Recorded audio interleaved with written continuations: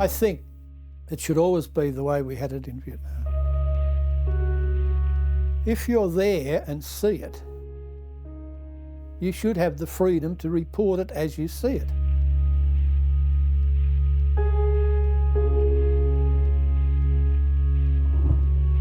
Following in the footsteps of iconic Australian war correspondents like Charles Bean, Frank Hurley and Damien Parra, came Dennis Gibbons.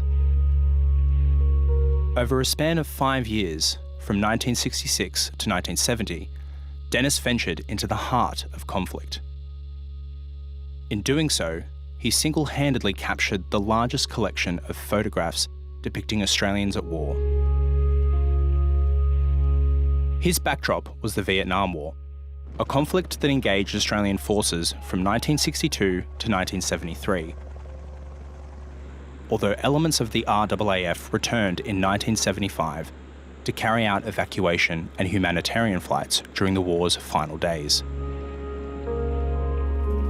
It was a war of complexity and contradiction, one that tested the limits of courage and resilience.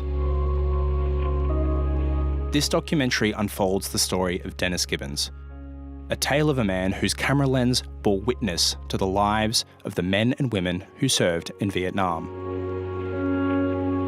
Through his eyes, we see their stories, their struggles, and their moments of humanity amidst the chaos of war.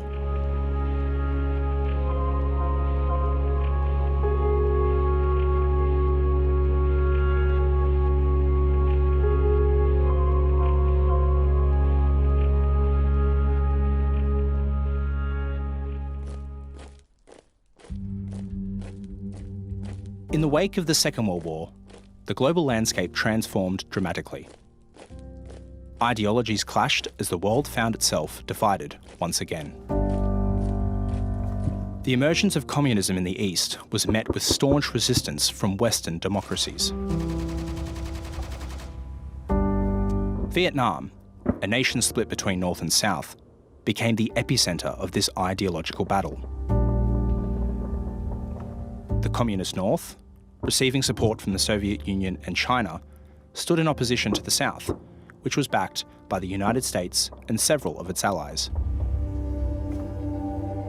This division transformed Vietnam into a pivotal front line, a microcosm of the larger Cold War struggle. Australia's involvement began in 1962, with the provision of a small team of advisors to support South Vietnam and her United States ally. The conflict escalated, and in 1965, Australia dispatched a battalion with supporting units to Vietnam. In 1966, the Australian government increased its commitment to include a task force of 2 battalions, a special air service squadron, and 8 RAAF Iroquois helicopters. A 3rd Infantry Battalion and a tank squadron would be added in 1967. The task force base was set up at Nui Dat in Phuoc Toi province. Controversially, the task force included men conscripted into military service. It was into this world that Dennis Gibbons stepped, armed with his camera and typewriter, and began compiling what would become the largest personal photographic record of Australians living and fighting a war. Prior to going to Vietnam, Dennis had been a member of the Commonwealth Military Forces as part of his national service obligation. He had also worked at CSR before becoming a photographer for People magazine, and his path to Vietnam was a somewhat accidental one. I'd been in the army. And one of the things I did not tell anybody when I went to Vietnam was that I'd been in the military, that I'd been trained as an infantry soldier. I was on the reserve list, even while I was in Vietnam. I could have been called up for Vietnam, actually. And some of the people that I served with were actually in Vietnam, actually stayed in the army, and they knew I'd been in the army, and I asked them not to tell anybody.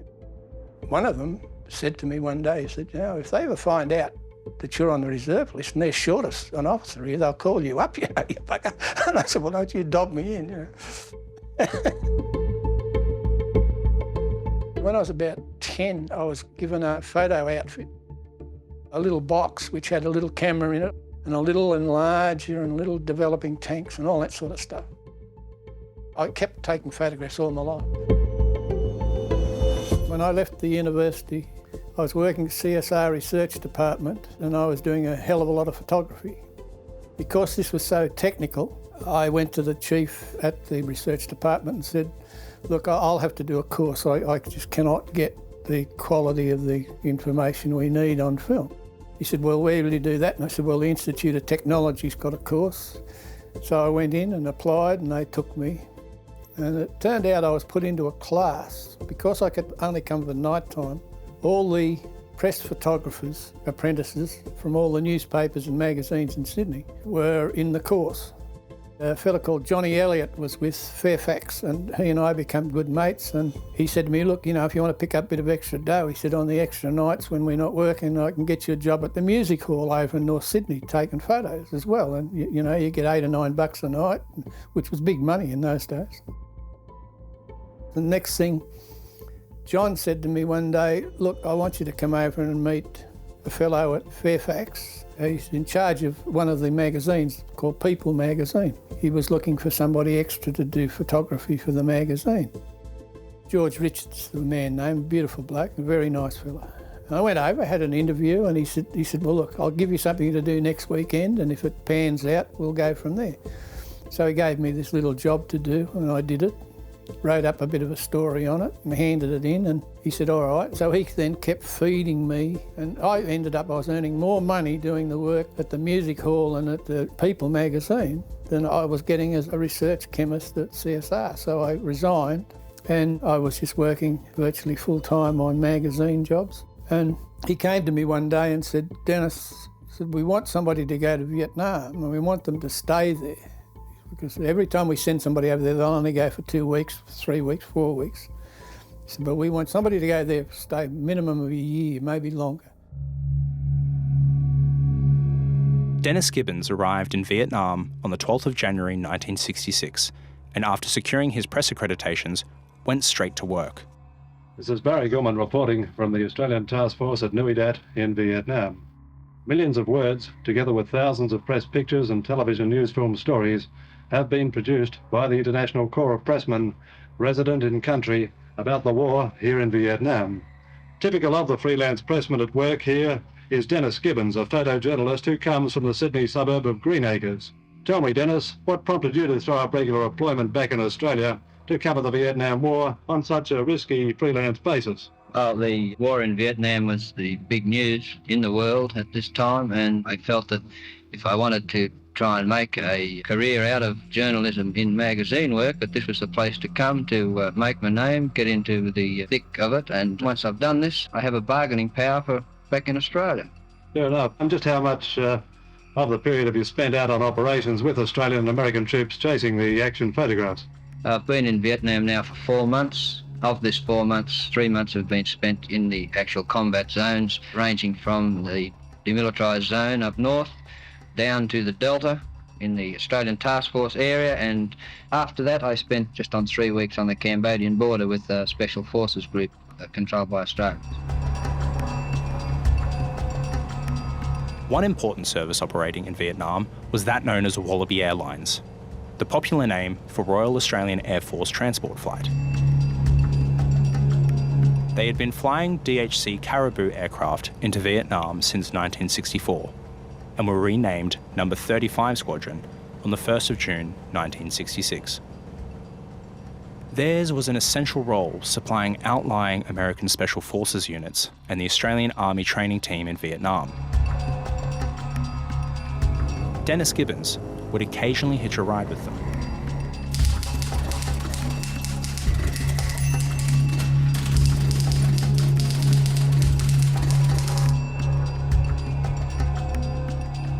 The Mekong Milk Run, photographed and written by Dennis Gibbons. Properly, it's known as the 005 mission. But to the officers and men of the RAAF who maintain this transport and communication lifeline for the service personnel and civilians in the Mekong Delta of South Vietnam, it's the Milk Run. For the crew, Flight Lieutenant Blue McDonald, Flight Lieutenant Nick Watling, Corporal Alan Hudson, and leading aircraftman Bob Brooks, this is the start of another run.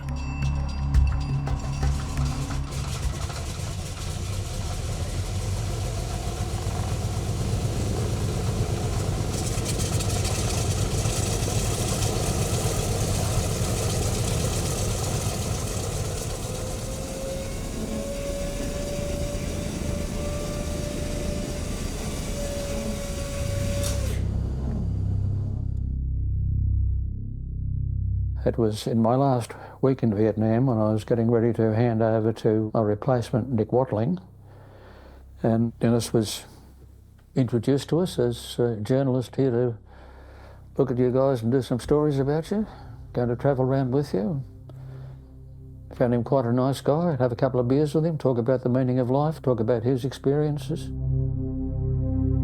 He mentioned meeting a lot of Hollywood celebrities who were coming to Sydney for various things, and found that all very interesting stuff. Otherwise, we told him what we were doing. He came away with us on a couple of overnight stays. He was just good company. We didn't have anything to hide, so just go along and do our job, because he said he just wanted to see us doing our jobs, and so we did. By the time the article came out, I was home again. I was just interested to see it and clipped it out and put it in my scrapbook. See, I mainly did magazine stuff. I didn't worry about what went out on the news side because UPI got the blurb from the Americans and the Australians. They didn't have a helicopter coming in every day to give the stuff to take it back to Nui Dat. I mean, the system they had was very good. I mean, you could give any helicopter pilot in Vietnam your film in a packet, and he would then give it to UPI or Australian Associated Press or whatever, and they would get it, and they would then process it and write it up and send it out. Occasionally, if there was something big, I always had a little typewriter in my pack, and at night time I would sit down and type up things to go with the pictures. They would get the journos to put it into a story. So long as you gave them all the basic information correctly, they could then write it up into a story, and they'd flower it up a bit, and then they'd flower it up a bit more in Australia. They, from time to time, to sell their newspapers, would change stories around to the feeling of the paper buying public. If they knew they were all upset about things, they would write the story up with a slant to it that would sell the paper. Whether it was right or not, who's going to query it out there? And that used to irk me a little bit. Just recently I returned from a trip up to the 7th Fleet in the Tonkin Gulf, having a look at North Vietnam close hand.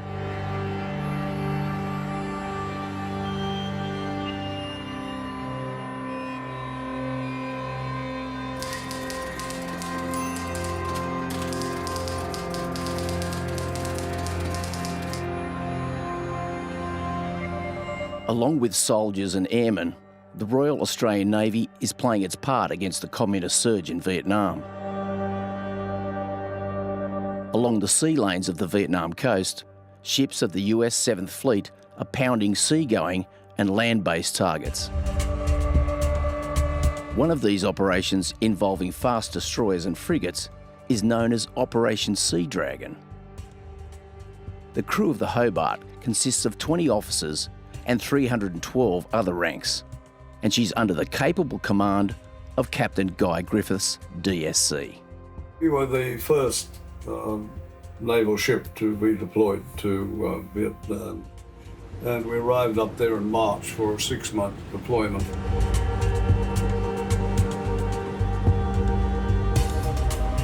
Two things we did. We supported the ground troops ashore when they were operating within range.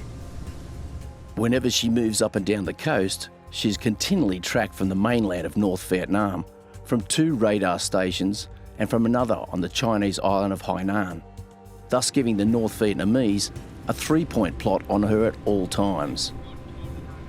With this in mind, and the location of all the mainland shore batteries known, Hobart does 1 to 2 fire missions inland a night. When we came to doing things off the coast, the shore batteries fired at us. They didn't like what we were doing, so we responded.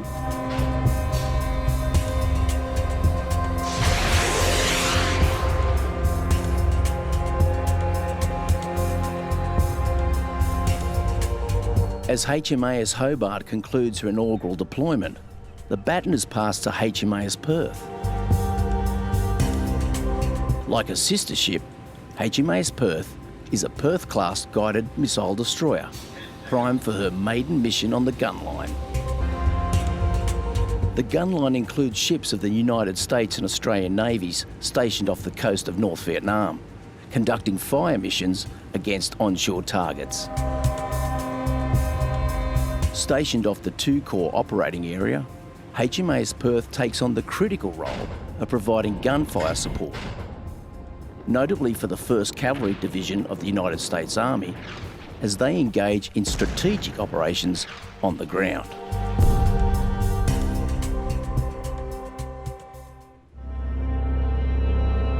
I'd just come off watch up on what was known as the AA Control Centre, where I had a number of lookouts with me. By the time I was relieved, 8 o'clock, the shells came. I was in the petty officer's mess with one of my very close shipmates, and next minute we heard what sounded like someone was outside with a bucket of bolts and nails, and they were throwing them against the ship's side. And Huru said, "What's that?" And I said, "That sounds like shrapnel to me." And next minute, bam, bam, bam, bam, and the ship went first state of awareness, and we all headed off for different stations. Unfortunately, one of the shells grazed the top of our after gun mount, Mount 52, and glided through the top and penetrated at the other side at the rear of the gun mount, and went on further down through the deck underneath and blew up in there what was known as the classified bulletins office. Now, there was a number of wounded personnel, 4 all told. 2 of them were in a critical condition, and 2 others were able to be looked after by the doctor on board. When I saw that doctor at one stage of the game, he was just covered in blood from looking after these people. But fortunately with the Americans, they were able to medevac the 2 critically injured personnel, and they flew them to a hospital ship down off the DMZ.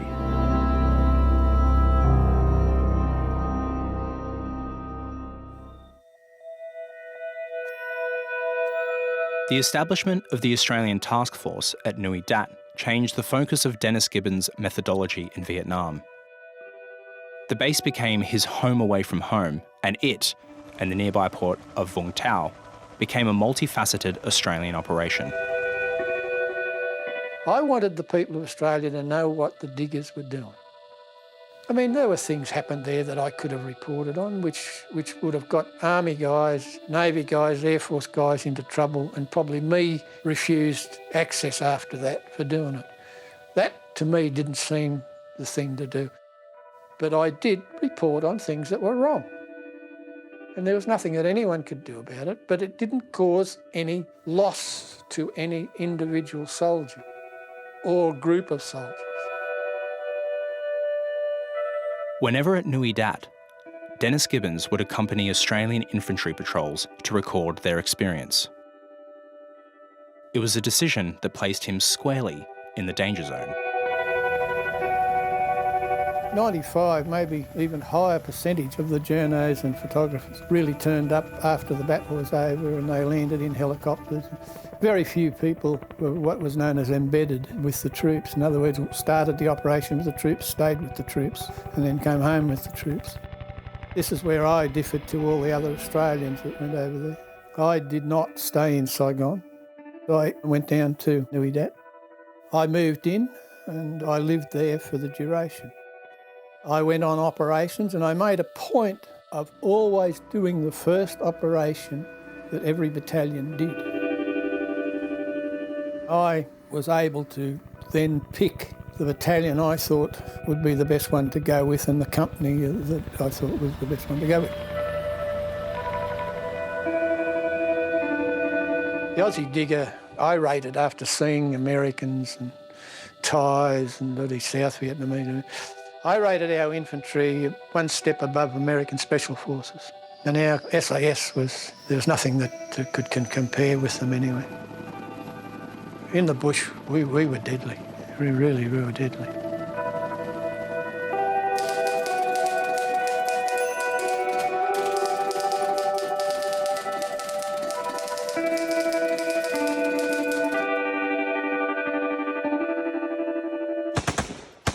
Contact. There is enemy out there. Get down, get your rifle, get yourself ready. And that's when the adrenaline starts. I remember Dennis walking backwards in front of us with the enemy behind him somewhere, but he didn't know where, and I did make the comment, if we get fired on, you have to return fire, so you would hope that Dennis would have hit the deck, because that's how it's done.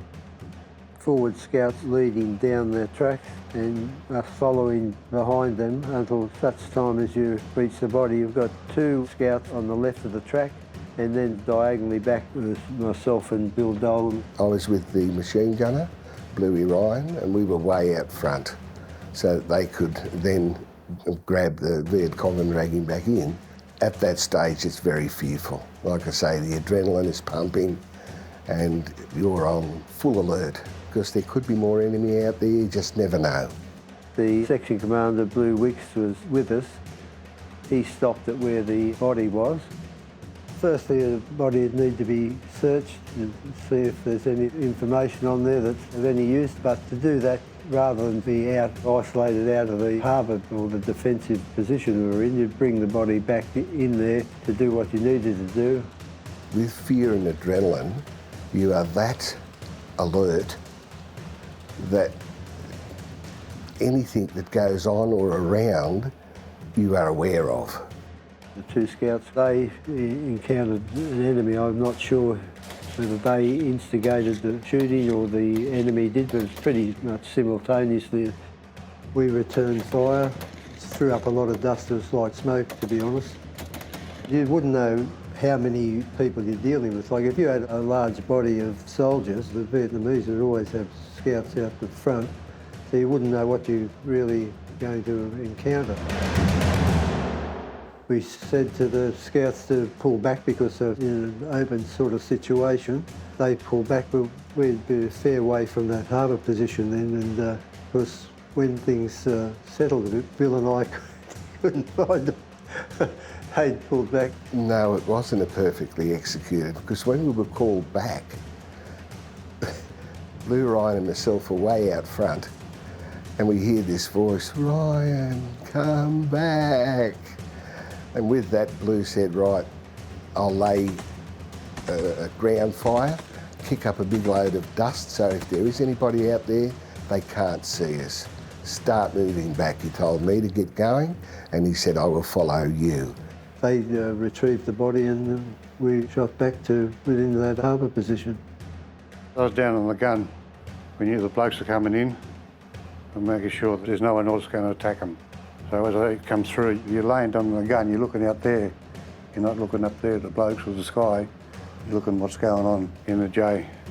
Then I heard click, click, click behind me, and I thought, Christ, someone's got a gun out there. Spun around with the M60. I would have killed him. Because that taking the photos, it was like a click, click, click on a rifle. And he's lucky. It's a little bit chaotic, and Dennis was in amongst a lot of it. To his own detriment. He could have got hurt. Yes, yeah, I would not like that job anyway.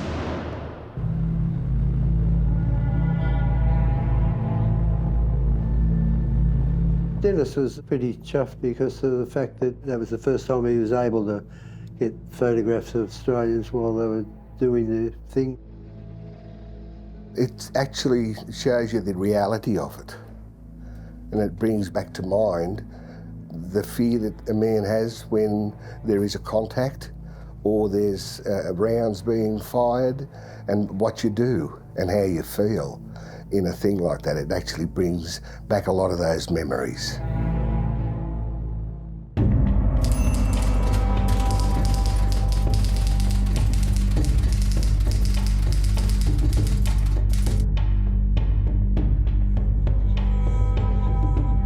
On our trip with 8, we had a guy from Brisbane here, a bloke with the name, I think it was Gibbons, and he was with the company all the time. He was a civilian. Yeah, he had years there. He was that good, he was giving the company commander advice. Because he knew, you know. He used to stay with the company commander. We were always pleased to have him. We had a good company commander who was ex-Special Forces anyway, and had been there before in the training team, but this guy was always welcome because he was up there with us, you know. He used to chat with us, take photos of us. Yeah. Yeah, we had a lot. Used to come out with us for a few days, but he used to travel pretty well all the time with us, you know. I thought he was crazy brave. He must have seen an awful lot, I would imagine. Some of it must have been not very nice. But he seemed to have a really high commitment to his job and certainly had a great reputation. Photorealism, it was just what life was like, you know. Being a combat soldier is like 90% boredom and 10% terror. I think he captured all that. It was a wake up thinking, oh, we're in a war zone now.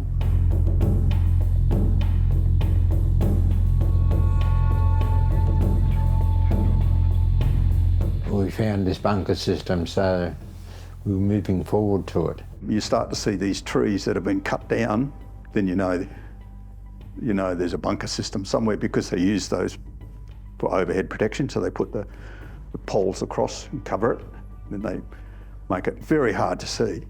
2 VCs started to walk towards them and they were able to take them both out, and then the rest of the bunker system opened up, so they were pinned down for quite a while. The company closed up, and that's when we were going to assault that bunker system. So it's packs off, get ready, you know, you're going to go in, form up. That's the, you know, over-the-top charge thing. It's not what you want to do, but they were firing at us. You've got rounds going over your head. So everybody was moving into position. The company had formed up, and then they decided that napalm the place.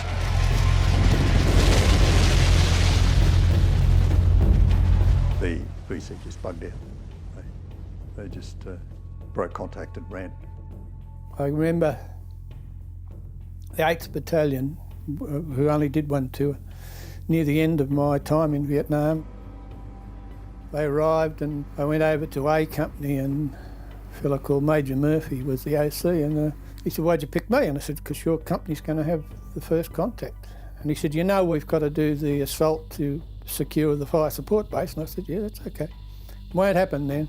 It'll happen when you take off to the Hut Stick Ridge.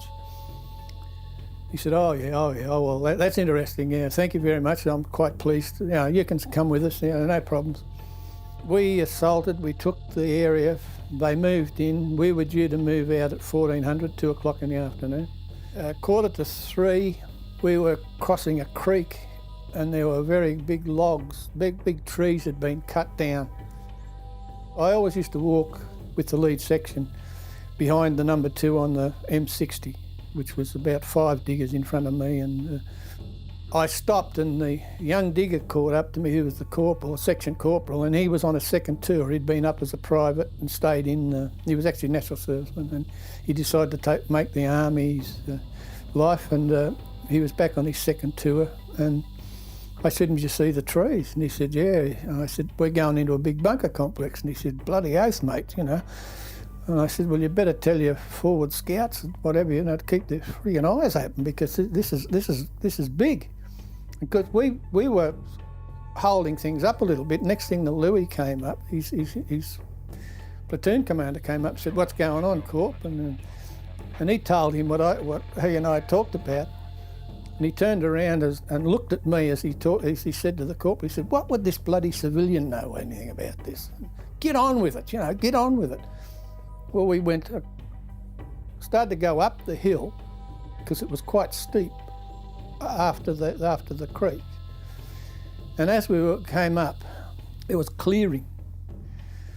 And the forward scout had actually crossed and was in the bush on the other side. And I looked to the right and I looked to the left and I looked to the right and my head immediately swam back to the left and I threw myself on the ground. The corp ran up and said, "What's up?" And I'm laying on the ground. I said, "On the left, mate, on the left, it's a bunker." And he looked, he said, "Bloody oath." He said, "I think it is." And we were, next thing, this young Louis came up again and said, "What's the hold up? The boss is on my tail, And the corp says to him, "It's the bunker on the left." And I put my 10 cents worth in, and then I got another earful from the young lieutenant.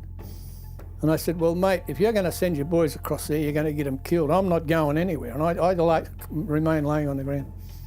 Anyway, to cut a long story short, the 2IC came up and said, "Oh, Corp, go take the boys, go around, have a look, see if..." Because they all thought that the dead material down there was deadfall. Because we all went around, we went down and we went around the ridge, came up behind that deadfall, and brand new bunker, 5 packs, 5 bowls of rice. And when we got into the bunker, there was no bodies in it. And when we got into the bunker, there was the rice was hot, still hot.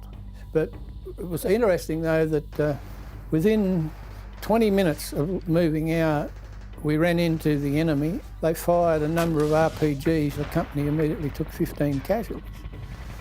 And then we went into this big bunker complex and fought on there for 2 days.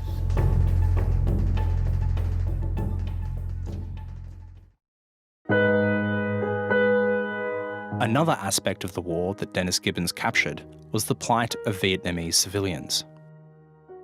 From the heartbreaking circumstances of the orphans at Ba Ria, of the war injuries inflicted on the children, and of the day-to-day activities of Vietnamese trying to get on with their lives with the war all about them, all found themselves in the frame of Dennis's photographic eye. Not all of Dennis Gibbons' assignments were about the grim realities of war. The arrival of Australian entertainers at Nui Dat provided a lighter and happier experience.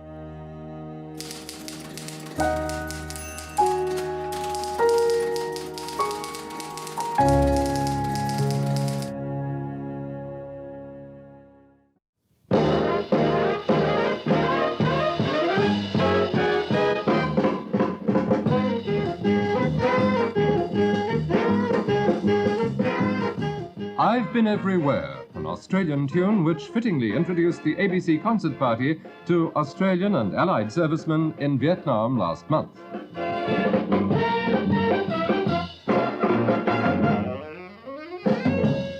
Hello there, I'm Bruce Weber, and I accompanied this group of performers, Lorraine Desmond, Dinah Lee, dancer Jackie DePaul, comedian Bobby Donovan, Jim Gussie, and the ABC Sydney Dance Band throughout South Vietnam. The largest entertainment party to leave Australia since the Second World War opened its tour at Nui Dat in Phuoc Tuy province, southeast of Saigon. Nui Dat, a knoll of land which rises a few hundred feet above the dirt and stunted trees of an old French rubber plantation.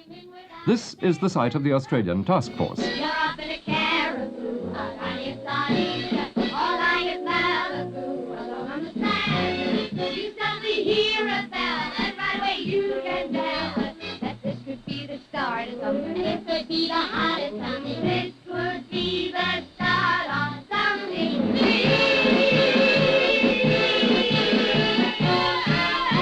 Performing to the troops, they were a captive audience. They were there and they wanted to be entertained, you know. It was like, thank goodness, you know, because they loved seeing their entertainers come over to entertain them. There was the musicians, there was us girls, and Dennis was just there. I remember this photo, me, Jackie and Lorraine skipping along. We were going to go to a mess. there's Dennis in front with his camera, and just absolutely wonderful shot. You're sitting in a Jeep going to a gig, you turn around, in the back seat, there's Dennis with the camera. Wherever we went, there's Dennis. And of course, Dennis at the shows, he was always there, taking photos of us on stage, talking to our boys in the audience, talking to generals and majors. There's Dennis. This guy kept taking photos of us. And he was a menace. He ended up calling himself Dennis the Menace. But I used to call him the Pest because he would turn up at anywhere, and that was Dennis Gibbons. That's how I met Dennis. We were there for 18 long, punishing days. And no matter where we were, this Pest would turn up. And it was Dennis.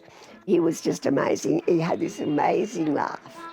And it didn't matter how you felt, because I was not a happy chap when I was up there. Dennis is everywhere because Dennis had to be everywhere. He was part of the team.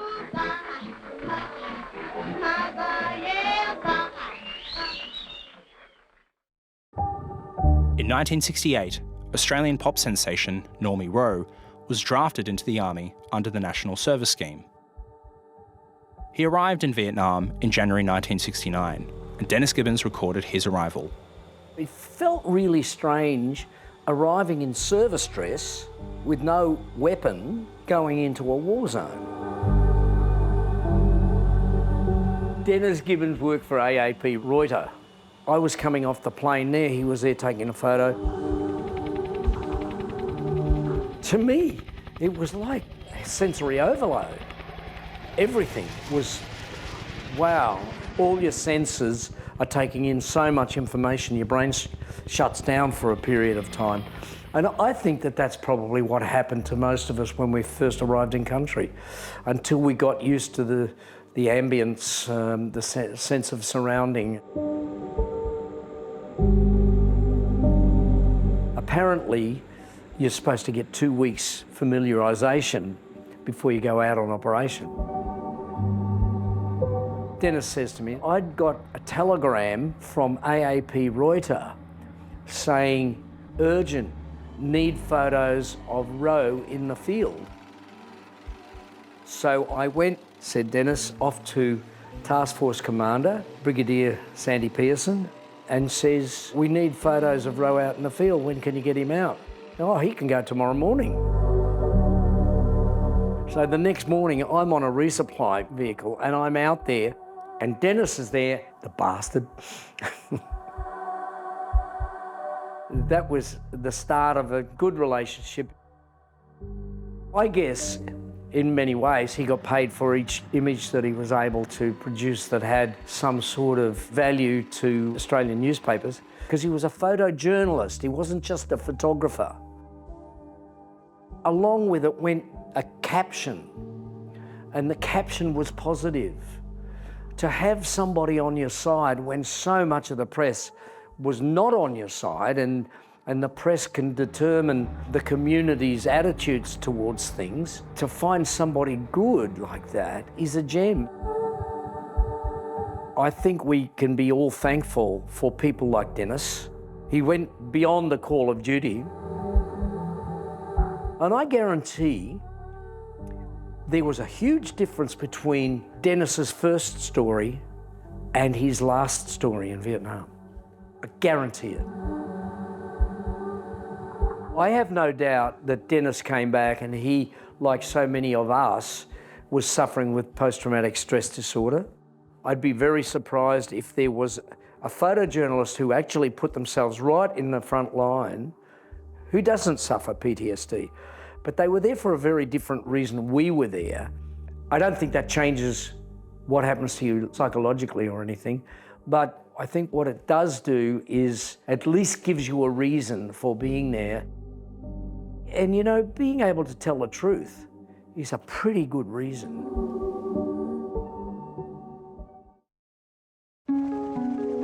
One of the enduring symbols of the Vietnam War is the helicopter. the sight and sound of them was ubiquitous. Helicopter crews of the Royal Australian Air Force, Royal Australian Navy and Army all flew missions in Vietnam.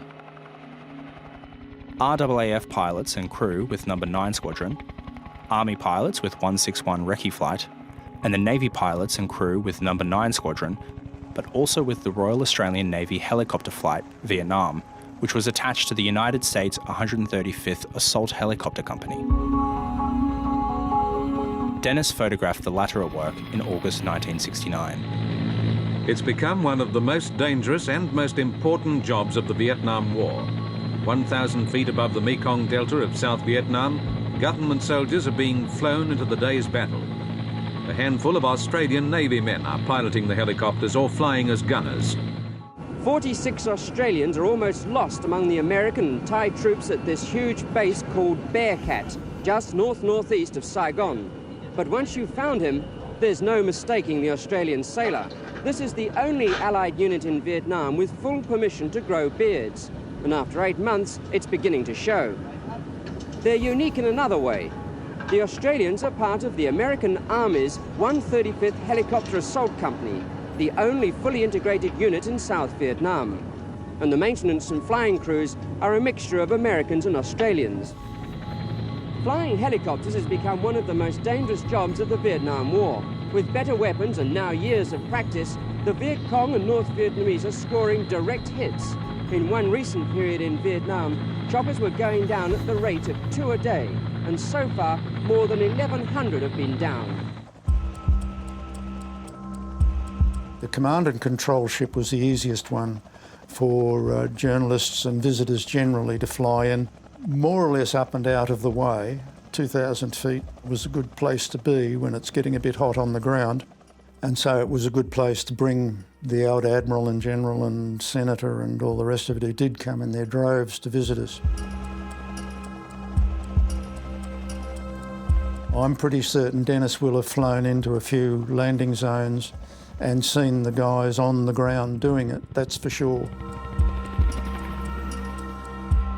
We had film crews and entertainment crews come through and from time to time, approved journalists, and it was always welcome. It was a fresh face, someone from outside, and generally those people were sympathetic in their approach and understanding. It was good.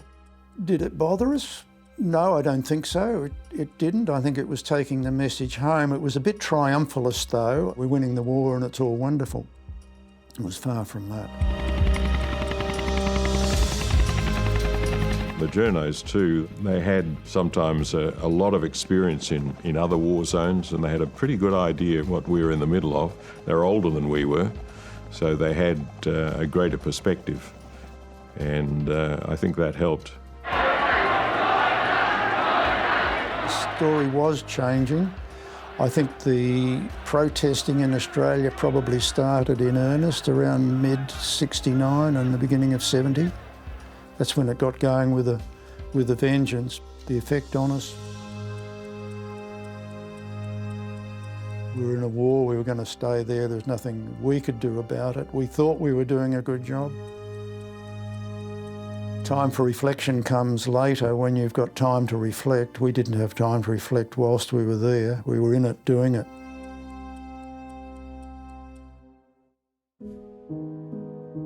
One group of people that had caused much excitement in Vung Tau and who were the subject of many Gibbons photographs were the first 4 Australian Army nurses that arrived in 1967 to work at the 8th Field Ambulance Military Hospital, later the 1st Australian Field Hospital. The nurses, Captain Amy Pittendray and Lieutenants Colleen Mealy, Margaret Ahern and Terry Roche, were known as the Fab Four. It was another nurse, Trish Ferguson, who arrived in country in February 1970, who gained Dennis Gibbons' special attention. They became romantically linked and married soon after their return from Vietnam.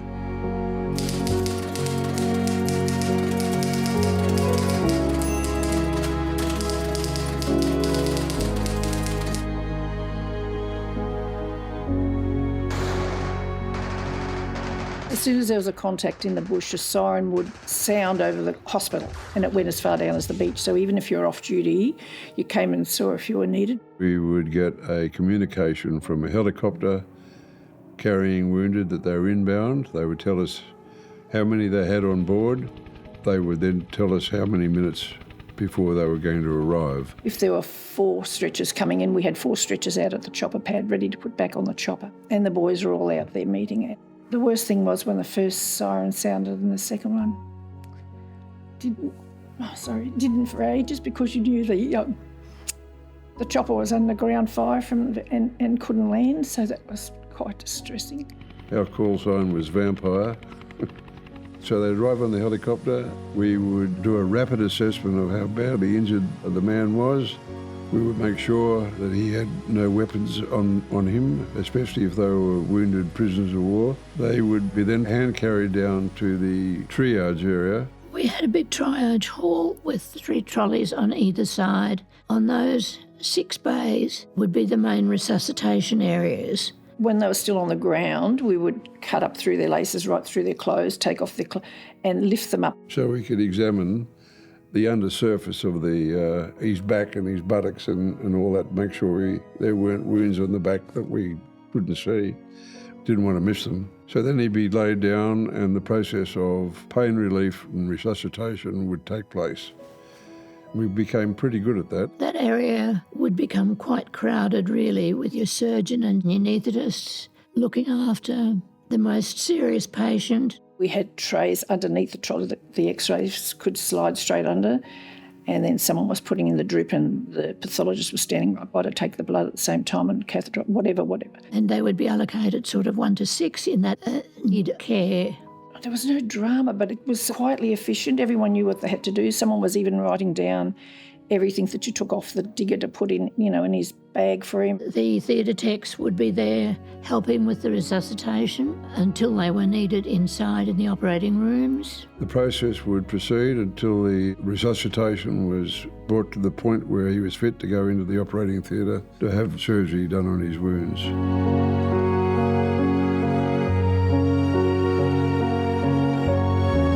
The ICU was just being established when I arrived, and then because of the serious patients that we were getting in, Trish then went from theatre across to intensive care nursing.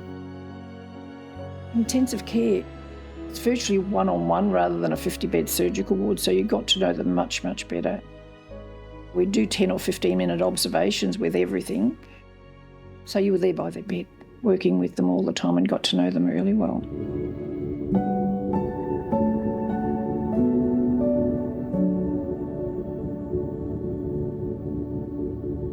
Dennis, interesting man. Very flamboyant, outspoken man who had been there for a fair while. He was a botanist, and I found that intriguing, that here he is as a botanist running around with a camera, getting himself into all sorts of troubles. He behaved like a gentleman with the ladies and with the officers of the hospital. I quite liked Dennis. He was friendly, he was intelligent, he came across to me as quite caring. I don't know that anybody ever had anything but admiration for Dennis. We were all intrigued by the fact that he used to go out on operations with the men. The period of intense activity, Trish's arrival, Dennis being a patient, all sort of happened about the same time and threw us all together, if you know what I mean. The first day I was in Vietnam, I worked in the theatre, and when we were finished work, June, who was a theatre sister, said to me, let's go to the medical ward, I've got a friend there, a patient, so that's where I met Dennis. He was in and out of hospital, plus he was up and down from the DAT, so it just grew. Just talked to him sometimes for ages on the phone, which wasn't very private, because often when he was at, even in Cambodia or Canto, wherever, you'd have to go through 3 or 4 or 5 switchboards, so they'd all listen in and interrupt if they thought. So that was really, get off the phone, I'd say, oh, sorry ma'am. So yes. He had an illness. I mean, he was in hospital a couple of times. If he was a soldier, he would have been evacuated. I told him that. Didn't cut much ice. He was wounded a couple of times. When he got typhus in Cambodia, there were 3 of them. One died, one was shipped back to Japan in ice, and then Dennis went to a hospital in Saigon, but then he asked to be transferred to Vung Tau, Australian Field Hospital, and he was really ill that time. I remember there was a big, something had just missed him there, so he had a wound right across there, and for ages after we came home, we were picking bits of stuff out of his legs and his arms. I got notification that I had to come back to Australia for a court case. I had some commissions to fill while I was there. I had to get an engagement ring for Dennis. I had no idea who that was for. Well, the first time was over the phone, because I remember saying, one doesn't propose to one over the phone. And he said, but I can't get down to the base till whatever. And I said, yeah, but he said, I can't get down to whatever. He was somewhere up with the Montagnards, I think then. I met several of the journalists in the UPI office in Saigon, but Dennis was always in the bush. See, a lot of journalists worked from the office. They didn't go out as much as he did, but he was always out in the bush. Just took it as normal. They used to have stories more than he did, and I remember even at the time thinking, how do you know all that when you're in your office? So, no, he knew it all from personal experience. I don't think we realised at the time that Dennis was compiling a record, a photographic record, which we now understand to be outstanding. The photos that he actually took of the hospital were of people doing their job at the hospital. The X-ray technician taking his X-rays, the doctors looking at an X-ray up on a screen, and you can almost see them thinking, now, what's going on there? You know, it's those sort of professional type photos that Dennis took that have been very, very valuable.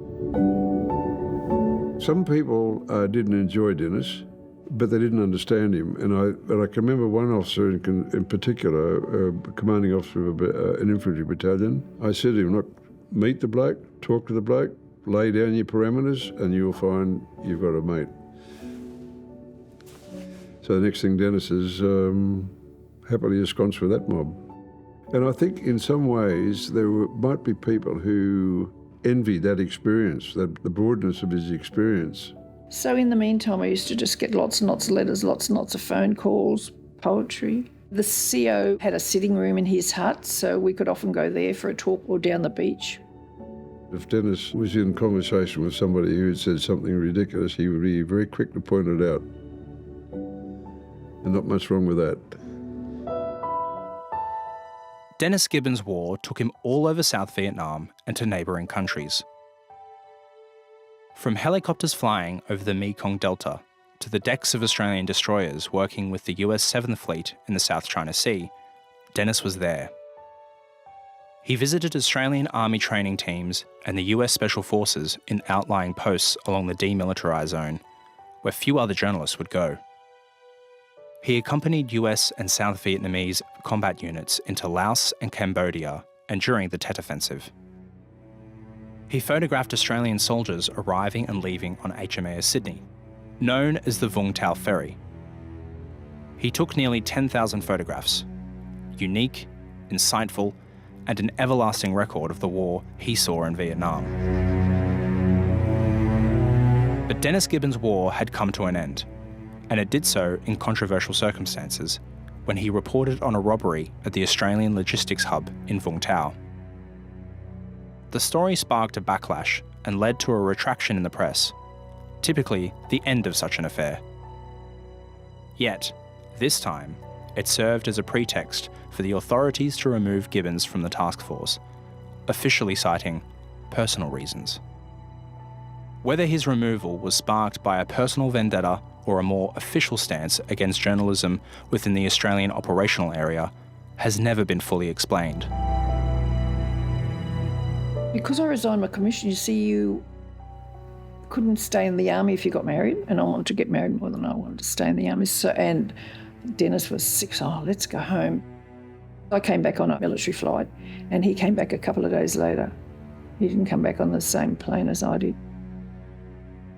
It was a bit frustrating for him when we came home because working for UPI, you could work as a photojournalist, but back here the unions, they'd let you work only as a journalist or a photographer. They said you were taking away someone's job. So that was very frustrating for him that he couldn't do both.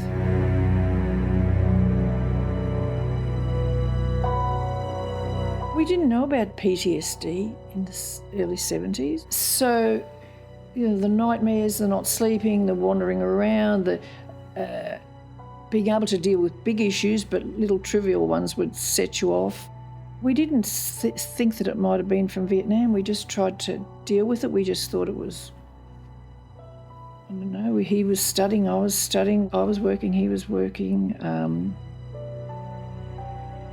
Just whatever happens, you try and deal with it, but then later on you realise what was happening.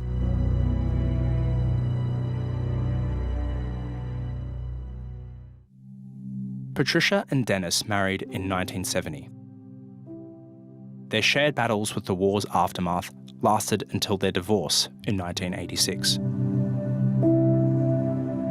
Through the eye of his camera, Dennis Gibbons transformed into a conduit for the collective experiences of the veteran community in Vietnam. With unflinching honesty, he captured both the valour and the tedium encountered by those on the front lines, as well as the profound sacrifices they endured. His dedication to portraying these truths did not go unnoticed. In 2005, his significant contributions as a war correspondent and photographer were honoured with the Order of Australia Medal, a testament to his role in chronicling an important chapter in Australia's military history. Dennis Gibbons' work stands as a testament to the complexities and truths of war. His enduring legacy captures not just moments in history, but the very essence of human experience in times of conflict. It's a silent yet profound narrative that connects generations.